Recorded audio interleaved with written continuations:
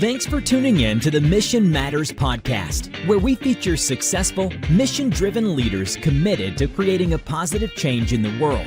Our mission with this channel is to inspire other leaders by providing industry insights, new ideas, and inspiring stories from the pros. All right, welcome back. I'm Paul Fyth, host of the show where I talk with leaders heading up mission-focused organizations, leading from the heart, always, right?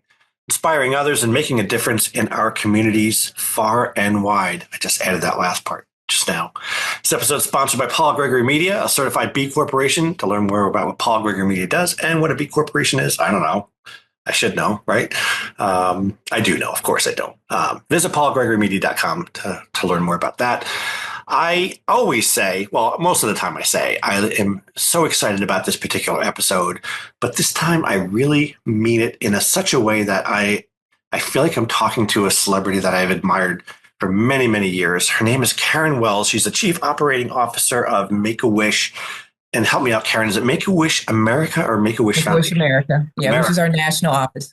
National office, okay. So you've been there for over 2 years, with the last year, 3 months or so, as the Chief Operating Officer, correct? Yeah, I started actually as our Chief Strategy and Diversity Officer in 2023, and then took on the role of Chief Operating Officer at the beginning of 2024. So I'm 2.5 years or so now with Make-A-Wish. Wow. Yeah. And looking at your LinkedIn profile, I mean, starting with, as far as what's on your LinkedIn profile, starting with the VP of McDonald's, then having your own franchise with the Goddard School, then on the Bridge communities. I mean, quite the pedigree, quite the career you've had. So welcome to the show. I can't wait to learn more about your journey.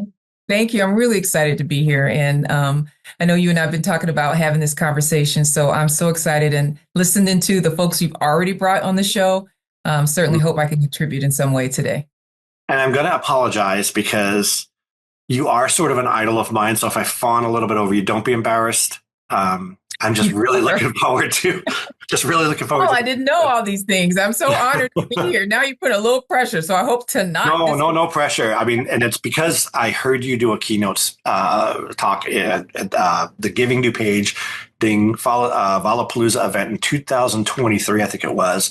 And it's the first time I heard your story, and I was just so inspired by it. And then, of course, when I was looking at your LinkedIn profile, I saw this thing about the sharecropper ancestry history, and that really touched me as well, because you talk about your pride and the challenges your ancestors faced, and out comes this beautiful being. So let's just start with the journey. I'm going to stop fawning for a minute and keep myself in control.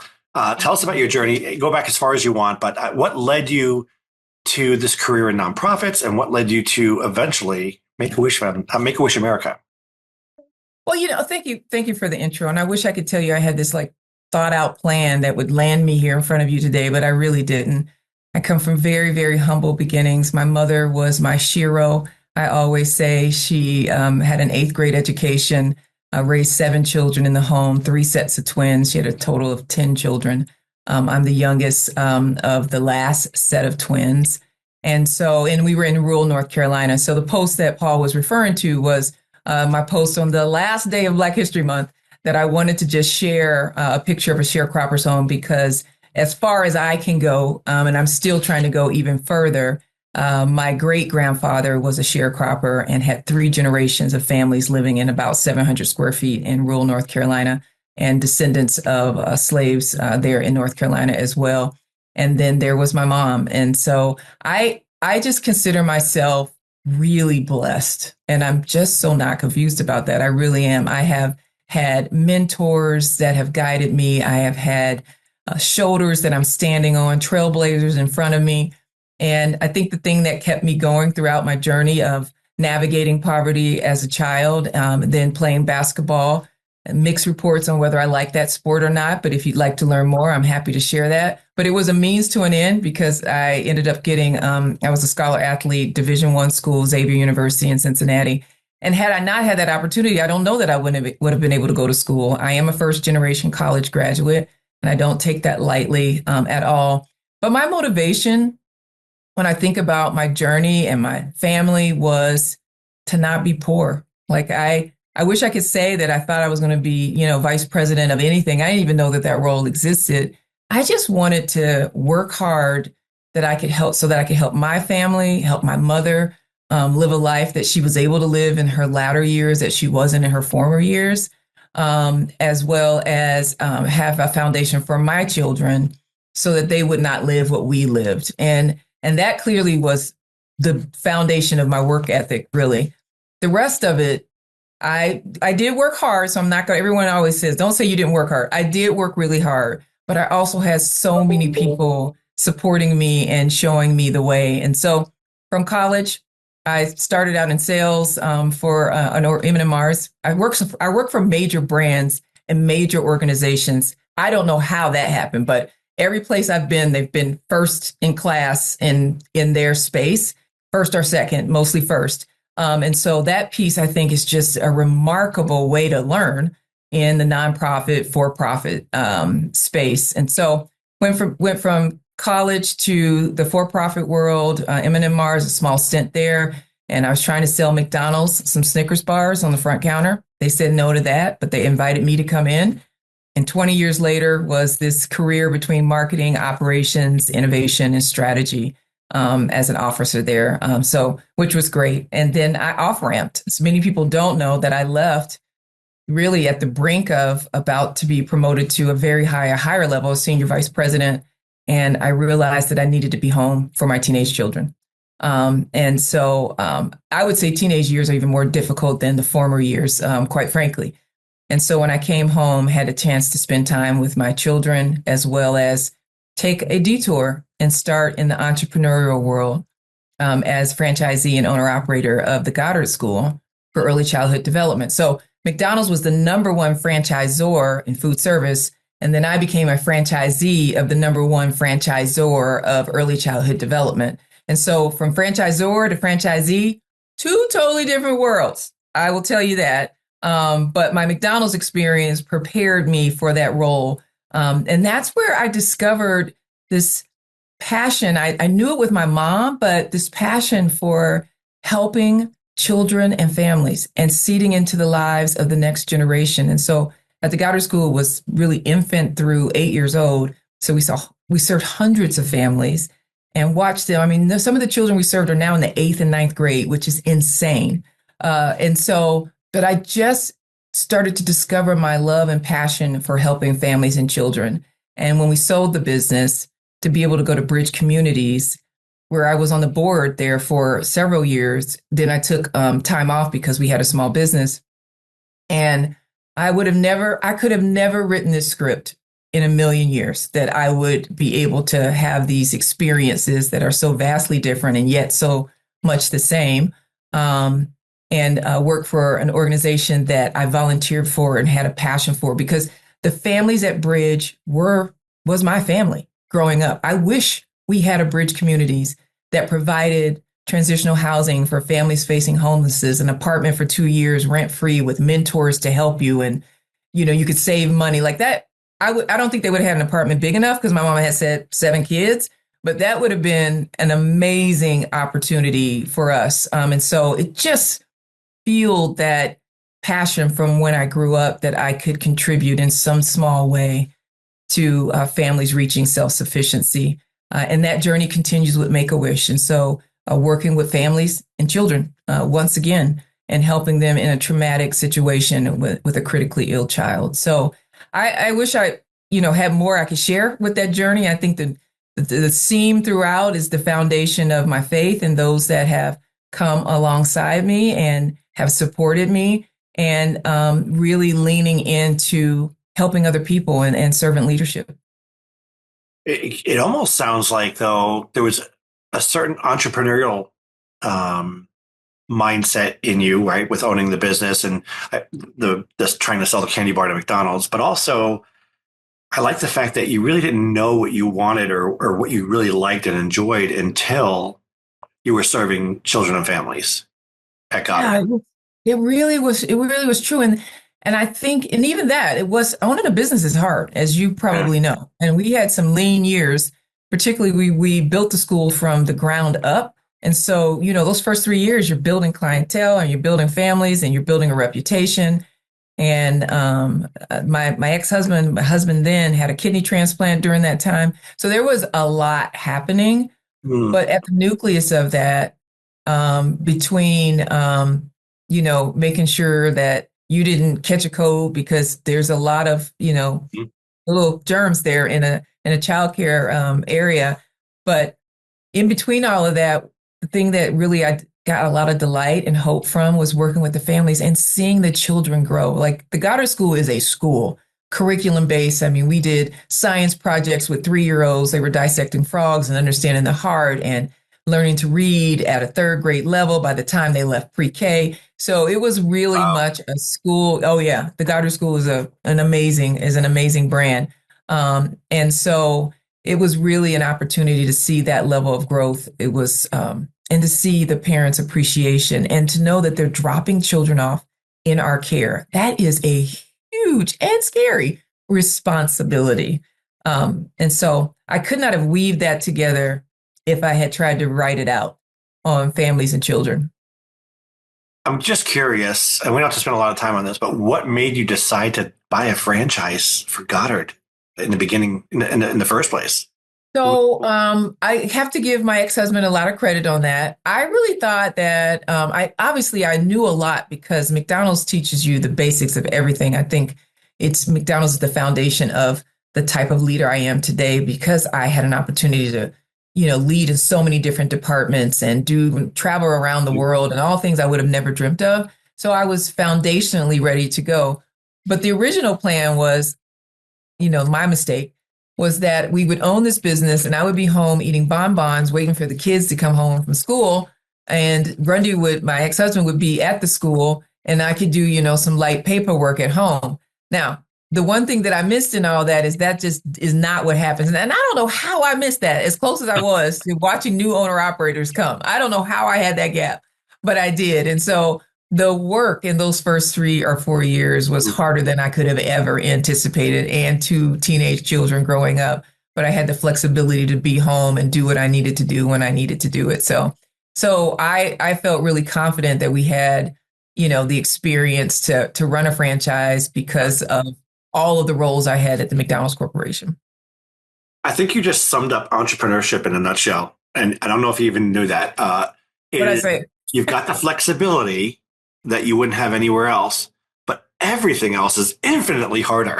Oh my gosh. I mean, by leaps and bounds. And you want to go in with enough capital. Sometimes folks don't think about that. We were fine. Thank goodness. I think because those lean years, you have to anticipate and know the financial piece of it too, but you're on 24/7. I think that's the piece that we took for granted. When you own it, you're on, and we're taking. Oh yeah, because you're your own boss, but every parent is your boss. That is correct. All 120 plus of them. And then we had 25 degree teachers that were in the building as well. And, education is just a little different than corporate America, just a tiny tad. Mm-hmm.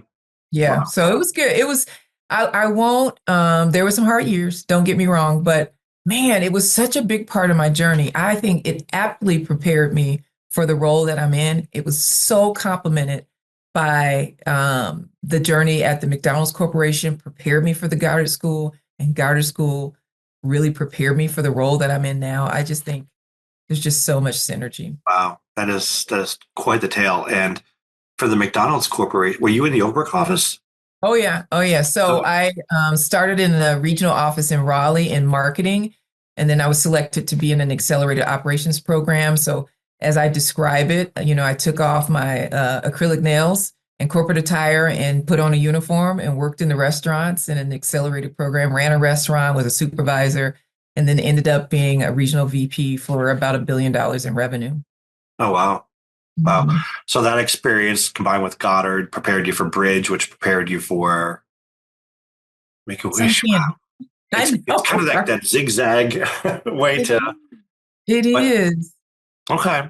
So tell us about Make-A-Wish. What is Make-A-Wish for people who don't know what it is? And I know it's such a touching and emotional. It really is. So Make-A-Wish, we're celebrating our 45th year. of granting life-changing wishes for children with critical illnesses. And oftentimes, many people don't understand the power of a wish. It's not just a nice thing to do. It is really a part of the healing journey of a child and their family that's facing a critical illness here in the U.S. So globally, we grant wishes globally. I work for our U.S., the U.S. part of that, and we've granted 390,000 of the 15,000 wishes that have been granted since we started granting wishes back in 1980.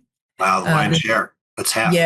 Yeah, for sure. For sure. We've been around. Cool. So a lot of it is right here in the U.S., but it's all a big part of we want every child around the entire globe, every eligible child to be able to have a life-changing wish. So we granted about over 16,000 wishes, of 16,300 wishes here in the U.S. Now we have a national office. It's fully remote, but our headquarters is in Phoenix, Arizona, and we work with 57 chapters around the U.S. It's a federated model, not much different than a franchise model. Very similar, very similar. So it's a federated model. We have 57 chapters, 57 CEOs in those chapters that are on boots on the ground, granting wishes every day. Our national office supports all of our celebrity wishes, our Disney wishes. Nearly half of our wishes are Disney wishes. Oh, wow. Yeah. So for the math people out there, we have 50 states. There's 57 chapters. So who's getting the extra chapters? The larger, there are some, actually, there's one chapter that's 3 different states. And then there are some states that have 3 different chapters. Okay. So it's according to the geography. And it was, Make-A-Wish was very entrepreneurial when it started. I mean, it kind of took light. And then if there were local folks in different areas of the country that said, we want to grant wishes too, then they were able back then, a lot easier than to open up a chapter. And then we settled right here at around 57. Okay. 57. Yeah. Okay. And that includes the U.S. territories as well. So it's not just the states. What is a qualified child? So a qualified child, there are several critical illnesses that qualify to be granted a wish. A majority of them are cancer patients that are going through that process. We also do, there's mostly every transplant is eligible for a wish. There's some very specifics when we look at children with sickle cell or children with CF. It really is a very scientific criteria. We have a national medical advisory board of pediatric doctors that advise us and look at all of the conditions that we're looking at, and we review them. We just did a major study, prevalence and incidence, to see what children are we missing in all of the conditions that are eligible. And are there any demographics? Are there any areas of the country, rural, urban, that we're missing in granting the wish of a child? I ask a question that I think people are going to think about. They don't have to be terminal, correct? They do not. May I please dismiss that myth? They are not. Terminal is not the criteria. Critical illness is the criteria. And we have so many alumni. We refer to children as the wish kids and wish families. And then we have alumni, which are those families that went through the WISH program and they're out, great jobs, musicians, actors, actresses, doctors. We have one doctor that's on the board for the Wisconsin chapter. She was a WISH child. And the doctor who helped her and referred her is still involved in the Wisconsin chapter. Mm. And now she, who works in oncology, is now on the board. That is the journey that a WISH alumni can have, because the impact of a wish, and I was looking at just some recent statistics. This is what medical providers say. 9 out of 10 say a wish increases compliance with treatment. 8 out of 10 report that the wish is a necessary part of the child's treatment journey. Because in a wish, there is hope, and there is joy, and there is strength. And we know that those are the things that we hear over and over again. And the power of hope is something that you almost can't measure, but we see it each and every time with a child. And I got to imagine that journey is not isolated. It sounds like the impact of a wish is so life-changing that I could see that that story about that person going on to become an oncologist or whatever. Yeah, we probably have dozens of those stories. Many, hundreds, Yeah. thousands. If you think about 390,000 wishes, we have thousands of those, dare I say, that of families who have just been very blessed, to have a wish, and just very grateful, regardless of faith. It just has to do with, we don't really care about the lived experience of the child or family. What we care about is it a critical child that's eligible for a wish? We're going to try to remove every barrier so that child can get the life-granting wish that they want. I have to share a couple. One is, so I work for the national office, but I also volunteer for our local Illinois chapter. Shameless plug. You want to volunteer? We need volunteers. Great CEO, Stephanie, there in our local Illinois chapter, one of our largest chapters in the US. Anyway, so my job as a volunteer is to do wish discovery. So and that is after a child becomes eligible, then volunteers help the child discover their wish. So my job is to be the person after they talk to the chapter as a volunteer to say, listen, what would you like to be? If you were to be anything in the world, what would you like to be? If you were to go anywhere in the world, where would you like to go? If you were to meet anyone in the world, who would it be? If you could be anything in the world, what would it be? And it is phenomenal. The smiles, the dreaming. Disney is the most popular of all my wish discoveries so far. But there are so many cool and unique other wishes. Many children wish to do something for their community, or one child wished to create a path on a beach so that wheelchairs, she wasn't in a wheelchair, but so that wheelchairs could, children and families in wheelchairs could get to the water, because oftentimes they'd have to stop at the parking lot. If you think about it, there's typically paths. Yep. So her wish wasn't about her, but it was about how she could impact the lives of others. And I will tell you, that's a story we hear over and over again. And I was buying a car because my car kind of was on its last leg, but still it was running, but we were just investing a lot in repairs. And I'm sitting in the car dealership, which, takes hours to purchase a car.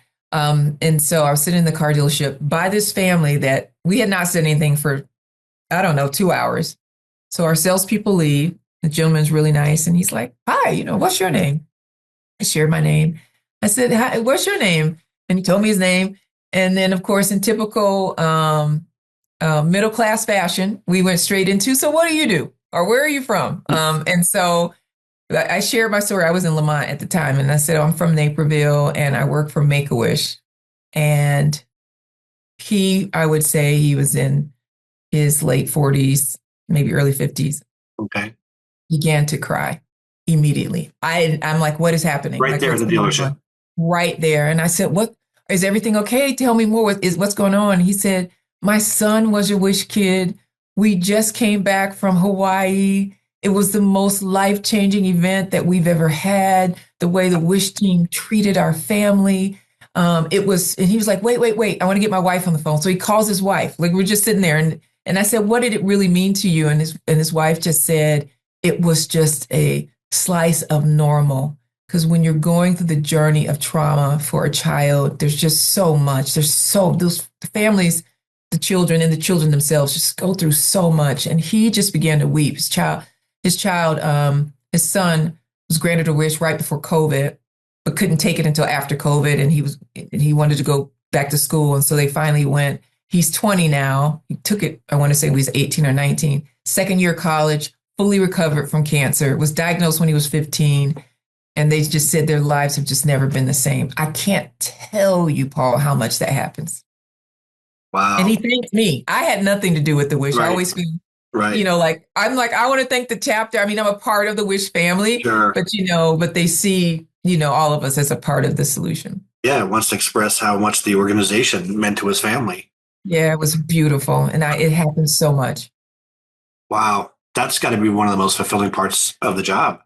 It's just amazing. And even with, I've done wish discovery with 3-year-olds, with 4-year-olds, with 13-year-olds, with children that have been nonverbal. And the experience is the same. It's just a day in the life to just dream and have hope. Do you even think of this, Karen, as a job? I know, right? It's a calling, it's a mission. It's for Yeah. sure, it's sure. And I think that's the thing in mission. Again, I did a speech or a talk one day on the difference between nonprofits and for-profits. I think it was at the Glen Ellen Chamber. And there are a lot of things that are alike. I mean, for-profits have missions too. We all have Yep. missions. We Sure. actually all have income statements. Nonprofit is a tax status, really. I mean, if you think about it. But what is unmatched is the passion for the mission, the dedication, not just of volunteers, but those, like you said, that are getting paid. It is something literally to behold. It really is. To see how much, whether you're on staff or not, or a volunteer, so committed to the mission and the families we serve Yeah. and at Bridge too. It's kind of the reason why I'm drawn to nonprofit organizations and why our agency is devoted to nonprofit organizations. I've never seen such passion, emotion, dedication. I've never seen an executive director that didn't have 40 balls juggled in the air, and they can't handle that, but they do.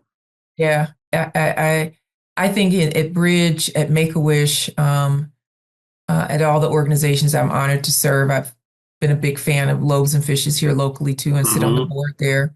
And families, again, children and families is mostly who's being served, but more specifically, it just there is no rock unturned. There's just no rock unturned to find a solution for the families we serve. There's no rock unturned to figure out how could we make what that child and that family has designated as a wish, a life-changing wish, come true. And it's amazing to watch and be a part of. Can't even imagine the emotions and the intensity of fulfilling that wish and what that's like. We have 20,000 volunteers in the U.S., so it does take a village for us to make a wish come true. Wow. And you said the Make-A-Wish America is celebrating 45 years? 45 years. My gosh. You know how most things start in a basement or start in a small room. And with the founders were just with us. If you saw that post on LinkedIn, the founders were just with us at our recent national leadership meeting. And to hear them tell the story, and everyone has a different take on the story. The mom, obviously, Linda, the mom of Chris Grecius, but what their passion was, they were all working full-time job. One of our founders was an undercover, like military ops information, top secret guy. I mean, so there's just so much, and they did all this in their spare time. And they were sitting in front of a room of, that was probably 60 or 70 of us, CEOs from all over the country, all of our senior leadership team, directors. They started it, and that's why we sat in that room. 600,000 wishes later. Wow. Yeah. So that's quite an accomplishment. I kind of remember, correct me if I'm wrong, I remember growing up watching commercials for Make-A-Wish. Is that just in my imagination? Did they have an advertising campaign on like NBC or? We've never had a media budget that I'm aware of, but we've always had people interested in the stories, TV stories. And so you probably saw a lot of wishes on TV, but it was because the local channels thought it was a great story. And our founders, man, they were making waves back then and telling the story, and it was picked up around the country, the power of a wish. I'm sure. Most of what you see even today is media that the media has picked us up and wanted. So it's not paid media; it's picking up a story. Maybe that's how I saw it. I mean, I grew up in New Jersey, so there might have been in New Jersey or New York, which we picked up the New York stations. It was probably an affiliate. Yeah, for sure. I was making some press. Mm-hmm. Well, Karen, this is all very interesting. I'm going to just kind of turn this back to you for a second. You don't get to where you are and do all the great, amazing things that you've done without sidestepping a few landmines. And I'm sure there's some challenges along the way. I know we were talking a little bit before we started recording this. Any recent challenges that you either overcame or still struggle with that might help other nonprofit leaders out there? First, to all the nonprofit leaders, again, thank you for your leadership. And as a fellow nonprofit leader and formerly in the role at Bridge, I know how difficult it can be and yet rewarding all at the same time, which is why so many of the nonprofit leaders have been in their space for a minute or two. I mean, have had some really good tenure. And I believe that in these last, I would say, 6 to 7 years that I've been in the space has just been the ability to manage the rapidly changing external landscape. And I'm not just talking about the last few weeks that we've been in, and certainly our last few months. There's been obviously a lot of volatility and a lot of different changes, but just in general, I started leading in the nonprofit space in 2020. We all know what happened in 2020, and I've been in the space since then.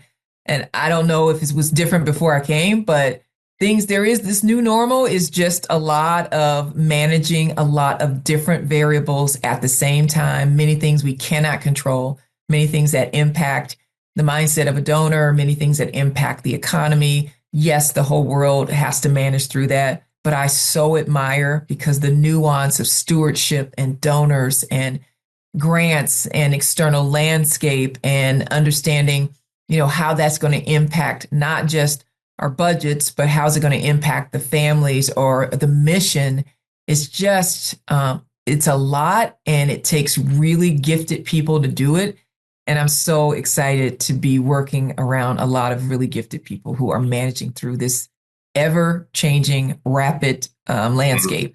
I was sharing with you, I was reading in a recent Forbes article, but there's a new framework called the BANI framework: brittle, anxious, nonlinear, and incomprehensible. Like that's the new language, which is the evolution of the VUCA, I think it is VUCA environment. And it just highlights the unpredictable pressures leaders face in challenging our beliefs about control and a predictable workplace. I have yet to see that in my leadership in this space yet, but managing through all of those different obstacles is what I think I admire most about mission-based organizations. Corporate America is doing it the same. Do not even get me wrong. They have it's not like they are not subject to all of this. Yeah. I just think in the nonprofit space, and you tell me what you think, Paul, I just think in the nonprofit space, there's a different level of intensity because of the dynamics in how we're managing through budgets and donors and grants, et cetera, and our dependence on the community and volunteers to keep the mission alive. Yeah, I have a lot of opinions on this, I guess. I think the vulnerability is different on a different level, right? And corporates get their money from their constituents, their consumers. Nonprofits don't, right? The consumer is their beneficiary. So you were talking earlier about, having some lean years when you were at Goddard. Yeah. And that volatility in lean years, grants come and go. You could have a 3-year grant, but that's not forever. That's not in perpetuity. Right. So how do you make up for the $1 million grant that you got from Bill Gates Foundation when that goes away? So there's a lot of volatility and there's a lot of vulnerability in that, I think, because not every nonprofit makes $4 or $40 million a year. There's a lot of nonprofits under $1 million a year. And that's tough. Really is. It really is. So, and again, I worked in corporate. You have to please the customer and you want to keep the customer satisfied. So you could have some bumps in that journey. And we know that there's some experience in that now. And so what it comes down to, if I could lead with this one note. So I've had a chance to lead in the for-profit space and the nonprofit space and as an entrepreneur, and I still I have my small consulting business. Don't have a lot of time for it, but still doing some keynote and leadership work out of that. Please don't stop. Oh, I won't. I promise I won't. It brings me joy, the keynote part of it, and storytelling. So I'm a hope not to. But one thing that is the same throughout no matter where I'm leading, there's two things that are the same. One is leaders have to be able to lead in this level of volatility. Leaders have to be able to expose themselves to professional development so that they can continue to grow and be able to manage through circumstances that are very different than they used to be. That was the same whether I was at McDonald's as an entrepreneur right now in the space that I'm in. And then our connection to our people and our staff and our constituents Now I do believe there's a different level in the nonprofit space, but when I think about it across the board, I had to be able to, lead teams that felt good, that were galvanized, felt welcome, felt included, felt respected, felt engaged, and wanted to do the work. And Make-A-Wish has been recognized by Gallup for our engagement scores. Our employees has a high level of engagement. I think it has to do with the mission in a great deal. But I just think that is consistent. People, leadership, professional development, engagement. It doesn't matter, whether I'm in a nonprofit, for-profit, or as a small business owner. Wow. Spoken like a true professional. I think we could talk here for hours. And we could. I'm having so much fun. Gosh. But thank you for being on the show, and thank you for imparting your wisdom. I think there's a lot of leaders out there that could learn so much from your experience. And so that's why I kind of blurted out, don't stop the keynotes, because they're so informative, and just sharing your true authentic self and your journey alone. And here we go fawning again. So sorry for embarrassing you, but it's what connected us, really. Thanks to, who was it now from Giving to Page? He's a board member, Jonathan. Jonathan, yes. Jonathan is a great friend and a great supporter of mine, for sure. Yes, he's a great guy, great friend, and I'm happy to serve on the board with him. So, little mention to him. Yes. And all the fine folks at Giving to Page. Thank you for keynoting the Volapalooza last year. We are bringing it back, I think. I heard. Oh, nice. There's a rumor going around. Well, can't say too much about it yet, but I think there's a chance that it might come back in 2025. Good. It was good participation too, and great engagement, I thought. Yes. So we have a new person at the helm, Taylor Endicott, who's doing such a fine job there. So thank you again. I like, maybe we'll talk more after we stop the recording. Sure. I have time. Awesome. I absolutely have time. Thank you for having me. This was so much fun. And if there's anything else I can do to help, please let me know. Awesome. Thank you so much. Till next time, everyone. Thanks for listening to the Mission Matters podcast. We'll see you again next time, and be sure to click subscribe to get future episodes.